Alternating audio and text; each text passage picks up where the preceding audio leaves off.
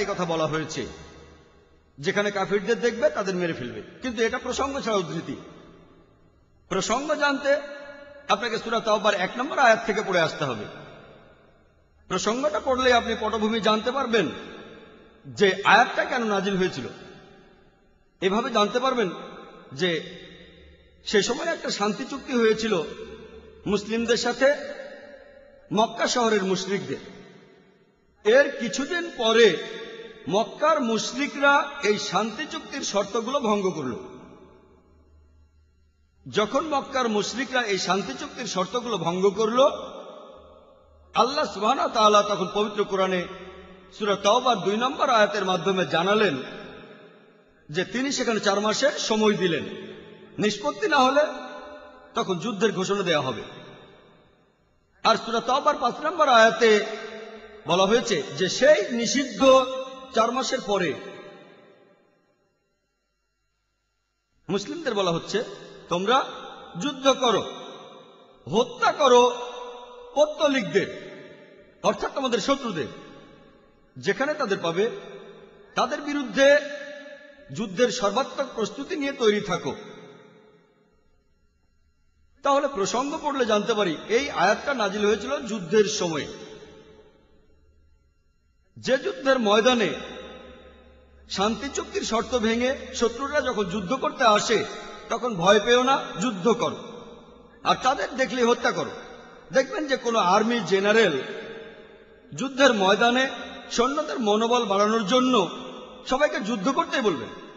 ধরেন আমেরিকা আর ভিয়েতনামের মধ্যে যখন যুদ্ধ চলছিল, তখন আমেরিকার কোনো আর্মি জেনারেল যদি তিনি বলেন যেখানেই তোমরা ভিয়েতনামীদের দেখবে তাদের মেরে ফেলো, এটা বলেছেন সেই সময়ের জন্য।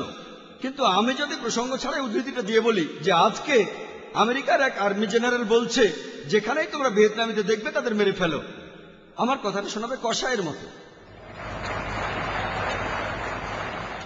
মনোবল বাড়ানোর জন্য বলা হয়েছে।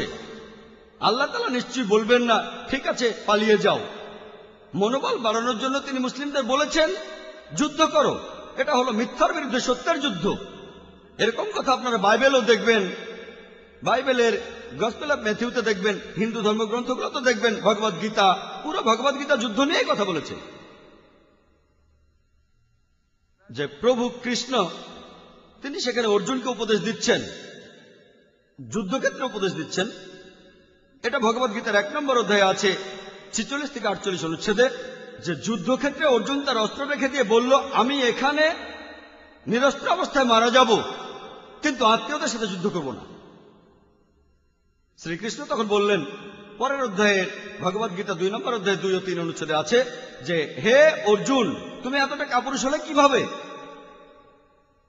যুদ্ধক্ষেত্রে লড়াই করা এটা একজন ক্ষত্রিয় বা যোদ্ধার দায়িত্ব। এখানে যুদ্ধ করলে তাহলে তুমি মৃত্যুর পরে স্বর্গে যেতে পারবে। এরকম আরো কথা আমার ভিডিও ক্যাসেটে দেখবেন, টেররিজম এন্ড জিহাদ, সেখানে আমি বিস্তারিত বলেছি।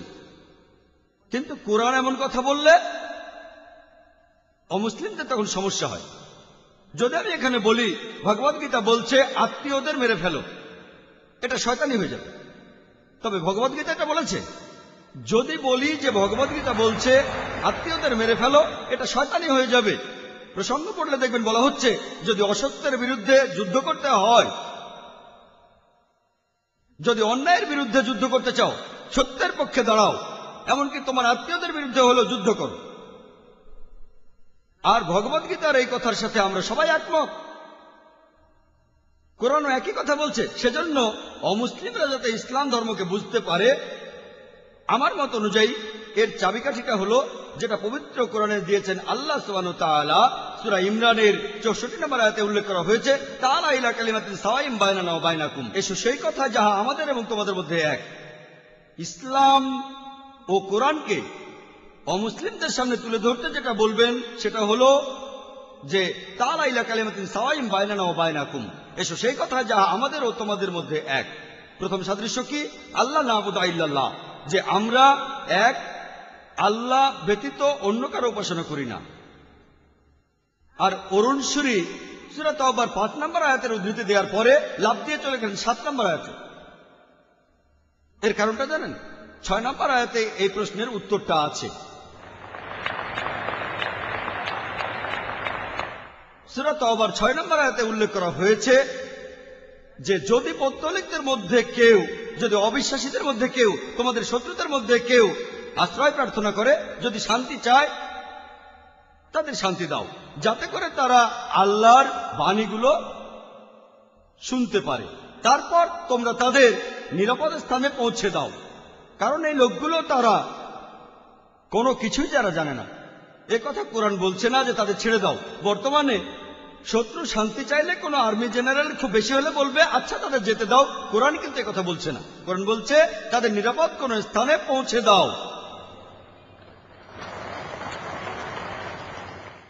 কারণ এই লোকগুলো তারা যারা একেবারে অজ্ঞ। কয়েক মাস আগে একটা লেকচারে আমি এই কথাটা বলেছি। সেখানে এক অমুসলিম ভাই আমাকে বললেন, ভাই জাকির, আপনিও তো প্রসঙ্গ ছাড়া বলছেন, আপনি তো সূরা তাওবার 5 নম্বর আয়াতের পুরোটা বললেন না। পুরো আয়াতটা বলছে মুসলিমদের যে যুদ্ধক্ষেত্রে কাফিরদের দেখলে হত্যা করা, মেরে ফেলবে আর যুদ্ধের সর্বাত্মক প্রস্তুতি নিয়ে তৈরি থাকবে। এরপর সেখানে বলা হয়েছে কিন্তু যদি তারা তওবা করে আর যদি তারা নামাজ পড়ে, সালাত কায়েম করে আর যাকাত দেয়, তাহলে তাদের ছেড়ে দাও, কারণ আল্লাহ অনেক ক্ষমাশীল, পরম দয়ালু। তিনি বললেন, বলা হয়েছে শুধুমাত্র তারা ইসলাম গ্রহণ করলে তাদেরকে ছেড়ে দাও। অনেক সময় ব্যাখ্যা করাটা কঠিন, হয়তো কয়েক ঘন্টা সময় লেগে যেতে পারে। যদি সবাই বলেন আমি একজন ম্যারাথন স্পিকার, আমি তখন সেই ভাইকে বললাম আরো কিছুটা ব্যাখ্যা করার সুযোগ দিলেন বলে ধন্যবাদ। সূরা তাওবার 5 নম্বর আয়াতে বলা হয়েছে যে অবিশ্বাসীরা যদি তওবা করে আর সালাত কায়েম করে এবং যাকাত দেয়, অর্থাৎ সে যদি মুসলিম হয়ে যায়, তাহলে তাকে ছেড়ে দাও। কিন্তু 6 নম্বর আয়াতে কি বলছে? তারা মুসলিম হয়ে গেলে তাদের ছেড়ে দাও। কিন্তু 6 নম্বর আয়াত বলছে যদি সেই অবিশ্বাসীরা আশ্রয় প্রার্থনা করে, শান্তি চায়, তাদের শুধু ছেড়েই দিও না, নিরাপদ কোন স্থানে পৌঁছে দাও। তারা মুসলিম হয়ে গেলে তাদের ছেড়ে দাও। কিন্তু যদি সে ইসলাম গ্রহণ না করে আর শান্তি চায়,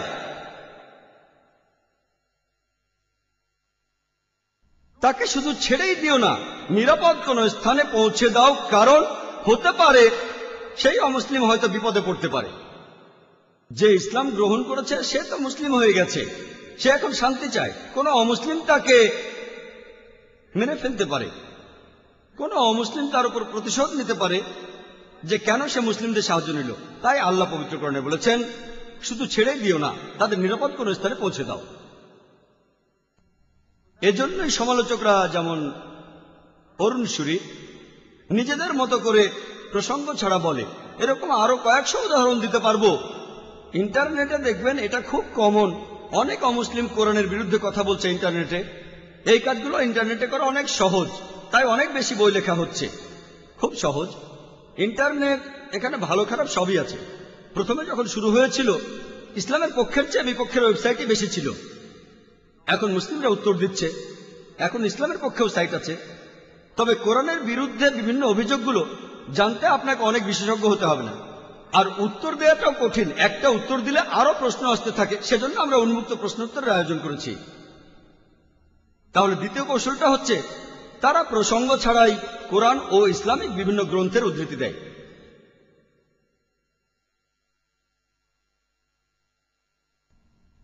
তৃতীয় কৌশল, তারা ইসলাম সম্পর্কে এমন কিছু বলে যেটা আসলে ইসলামেই নেই, ইসলাম ধর্মে সেটার কোনো অস্তিত্ব নেই।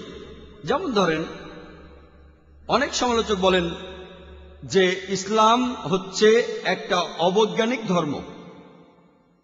আমাদের হাতে সময় কম, তাই আপনাদের সামনে মাত্র একটা উদাহরণ দিচ্ছি। এখন ইন্ডিয়ায় খুব কথা শোনা যাচ্ছে বাংলাদেশের বিখ্যাত একজন লেখিকা তাসলিমা নাসরিনকে নিয়ে। তিনি বলেছেন যে কোরআনে নাকি বলা হয়েছে যে সূর্য পৃথিবীর চারপাশে প্রদক্ষিণ করে, আর এরকম কাল্পনিক বইয়ে বিশ্বাস করলে মুসলিমরা কিভাবে সামনের দিকে এগোবে।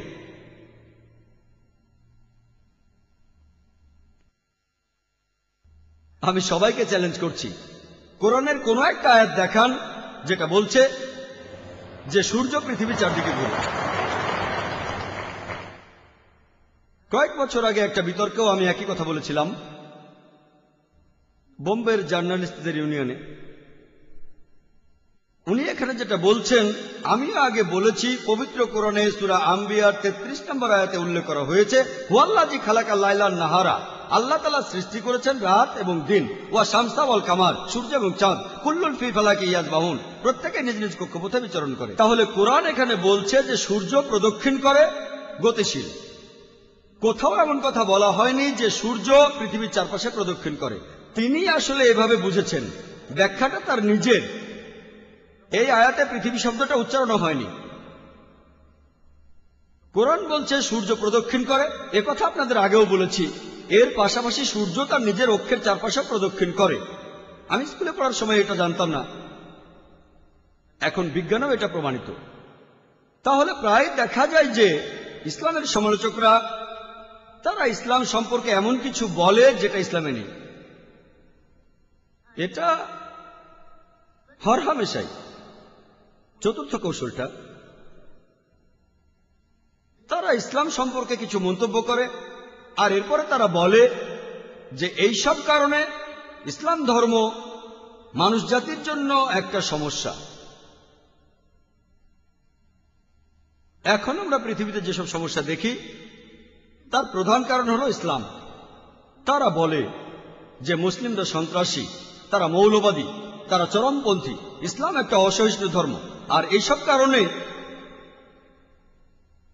ইসলাম মানুষ জাতির জন্য একটা সমস্যা। আর প্রায় দেখবেন মুসলিমরাও লজ্জা পায়।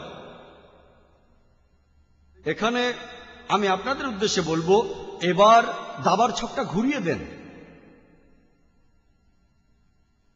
বর্তমানে মুসলিমদের বলা হয় মৌলবাদী। এখন এই মৌলবাদী শব্দটার অর্থ কি? মৌলবাদী শব্দটার অর্থ হচ্ছে কোনো ব্যক্তি যে মেনে চলে কোনো বিশেষ কিছুর মূল নীতিগুলো। যেমন ধরেন, যদি কোনো লোক যদি সে ভালো গণিতজ্ঞ হতে চায় তাহলে তাকে গণিতের বিভিন্ন মূল নীতিগুলো জানতে হবে, মানতে হবে। যদি এই গণিতের ক্ষেত্রে সে মৌলবাদী না হয় তাহলে সে ভালো গণিতজ্ঞ হবে না। কেউ যদি ভালো বিজ্ঞানী হতে চায় তাহলে তাকে বিজ্ঞানের বিভিন্ন মূলনীতিগুলো জানতে হবে এবং মানতে হবে। আর যদি এই বিজ্ঞানের ক্ষেত্রে সে মৌলবাদী না হয় সে ভালো বিজ্ঞানী হবে না।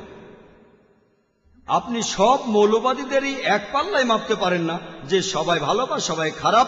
কোন ব্যক্তি কোন ক্ষেত্রে মৌলবাদী সেটা দেখে তারপর বলতে হবে। যেমন ধরেন, একজন লোক হলো মৌলবাদী চোর, যার পেশা হচ্ছে চুরি করা। সে সমাজের জন্য খারাপ, সে সমাজের জন্য ক্ষতিকর। আর অন্যদিকে দেখেন আরেকজন লোক মৌলবাদী ডাক্তার, যে অনেক অসুস্থ মানুষের জীবন বাঁচায়, সে সমাজের জন্য উপকারী। আপনি সব মৌলবাদীকে এক পাল্লায় মাপতে পারেন না যে সবাই ভালো বা সবাই খারাপ। একজন লোক কোন ক্ষেত্রে মৌলবাদী সেটা দেখে তারপর আমরা বলবো যে সে ভালো নাকি খারাপ। এখন আমি এখানে আমার কথা বলি। আমি একজন মৌলবাদী মুসলিম, আর মৌলবাদী মুসলিম হয়ে আমি গর্ববোধ করি।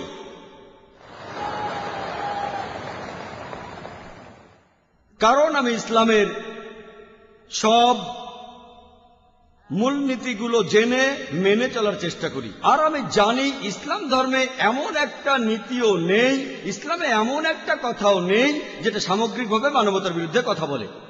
ইসলামে এমন কিছু দিক থাকতে পারে যেগুলো দেখে অমুসলিমরা ভাবতে পারে এটা তো মানব